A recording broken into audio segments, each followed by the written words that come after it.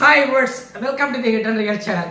இன்னைக்கு பாருங்க, நம்மளுடைய சப்ஸ்கிரைபர் என்ன கேட்டாங்க அப்படின்னு கேட்டிங்கன்னா, அதாவது டயாபெட்டிக்ஸ் இருக்கவங்க, சர்க்கரை நோய் இருக்கவங்க வந்து காளான் உணவு சாப்பிடலாமா அப்படி கேட்டாங்க.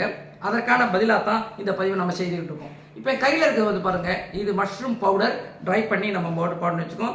இது சிட்டாக் மஷ்ரூமுடைய பவுடர். ஸோ காளான், அதாவது டயாபெட்டிக் இருக்கிறவங்க காளான் உணவு நல்லா தாராளமாக சாப்பிட்டுக்கலாம். காரணம் என்னன்னா, இது லோ கிளைசிமிக் இண்டெக்ஸ் இருக்கக்கூடிய ஒரு ஃபுட்டு. கிளைசிமிக் இண்டெக்ஸ் என்னன்னு கேட்டிங்கன்னா, உணவு சாப்பிட்ட உடனே எவ்வளோ குயிக்காக அது நம்ம பிளட் குளுக்கோஸ் லெவலில் கூட்டும் அப்படிங்கிறது தான். அந்த வகையில் இது வந்து லோ கிளைசிமிக் இண்டெக்ஸ் இருக்கக்கூடிய ஒரு ஃபுட்டு. அப்பார்ட் ஃப்ரம் தட், இதில் பி விட்டமின்ஸ் வந்து நிறைய இருக்குது. இன்னும் அடிஷன் வந்து என்னன்னு கேட்டிங்கன்னு சொன்னீங்கன்னா, பீட்டா கிளைகான் அப்படிங்கக்கூடிய ஒரு பாலிசாக்கரைடு இருக்குது. இது ஒரு ஃபைபர். இந்த ஃபைபர் வந்து ஸ்லோவாக டைஜஸ்ட் ஆகும் அப்படிங்கிற காரணத்தினால இது சர்க்கரையோட அளவு கூட்டம் செய்யாமல் சர்க்கரையை வந்து உடல்லேருந்து உறிஞ்சிக்கிற தன்மையும் வெகுவாக குறைக்கும். அப்படிங்கிறதுனால டயபெட்டிக்ஸை மேனேஜ் பண்ணுறதுக்கும் கட்டுப்படுத்துறதுக்கும் மஷ்ரூம்